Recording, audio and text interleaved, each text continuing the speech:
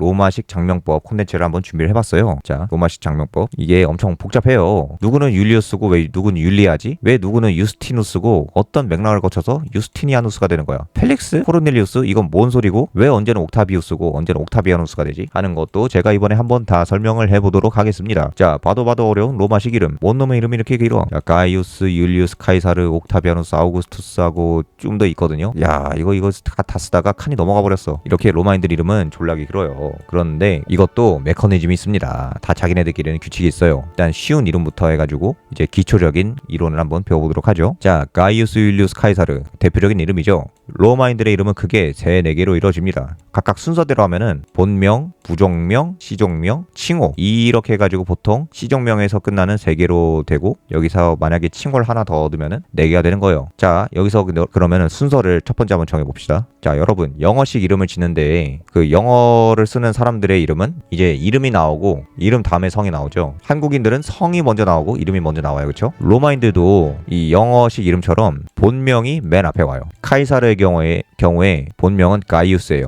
이 가이우스도 엄청 흔한 이름인데 대충 철수 같은 이름이에요. 이 가이우스, 율리우스, 카이사르 중에 맨 앞에 있는 게 가이우스죠. 그 본명이 맨 앞에 있는 거고 보통 그렇게 배치를 하는 겁니다. 그래서 보통 정치인들이나 유명한 사람들이나 로마인들 같은 경우에는 아기 때 보통 이 맨 앞에 있는 본명으로 애칭처럼 불렸다고 해요. 그리고 그 본명은 뭐라고 불리냐? 소위 말하는 프라이노멘이라고 불립니다. 여기서 이 노멘은 대충 네임과 같은 포지션의 느낌의 단어라고 보면 돼요. 프라이노멘, 가이우스. 오케이, 좋았어. 자, 그럼 이제 성이 나올 차례예요. 그런데 로마인들은 최소한 귀족들은 성이 보통 2개 이상이에요. 제가 이때 마리우스도 설명할까 고민했었는데 어쨌든 간에 뭐 귀족들은 성이 보통 2개 이상이에요. 그래서 보시면은 가이우스, 율리우스, 카이사르죠. 성이 2개인 거예요. 자, 그럼 왜 성이 2개 이상이냐? 이게 무슨 아빠가 여럿이라 그렇다는 게 아니에요. 여기는 가이우스라는 이름 바로 다음에 오는 성은 이 율리우스라는 성은 바로 부족명이에요. 다시 말해 노멘입니다. 물론 코르넬리우스 같은 경우에는 그게 부족명이냐라고 하는 그런 논란이 있긴 한데 대부분의 경우에 부족명을 먼저 써요. 가령 카이사르의 경우에 이름 중간에 율리우스인 걸 볼 수가 있죠. 율리우스. 다시 말해 율리우스니까 이 사람은 율리 부족의 사람인 거예요. 율리 부족 출신입니다. 그리고 이 사람이 율리 부족의 남자이기 때문에 맨 끝에 남성 이름 조사인 우스를 붙여가지고 율리 우스가 되는 거예요. 반대로 여자로 태어나면 어떻게 되냐? 맨 끝에 여성 이름 조사인 A를 붙여서 율리 아가 되는 겁니다. 이렇게 율리우스에 대해서도 설명을 했어요. 그리고 이러한 부족명을 이제 노멘이라고 부릅니다. 이제 본명을 프라이노멘이라고 했잖아요. 여기는 부족명을 그냥 노멘이라고 불러요. 오케이, 그럼 본명, 부족명 그것도 알았어. 그럼 도대체 부족명 옆에 카이사르는 뭐냐? 이 카이사르는 또 시종명이에요.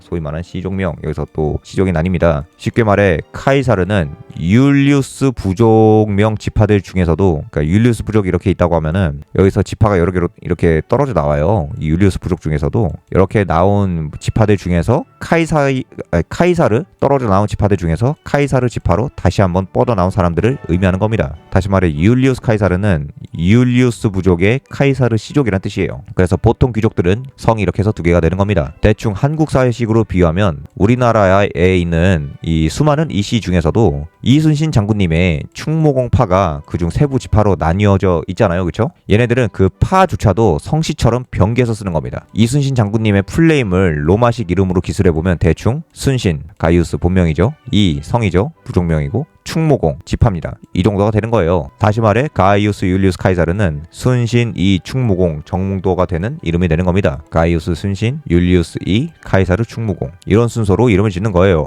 얘네는 지파까지 성으로 하나 쳐가지고 쓰게 됐다. 그래서 카이사르까지 설명이 끝났습니다. 그런데 로마 사회에서는 호칭조차도 이름의 병기가 돼요. 이 호칭, 이건 우리나라의 호와 아주 비슷한 개념입니다. 그리고 이거를 코그노멘이라고 불러요. 코그노멘.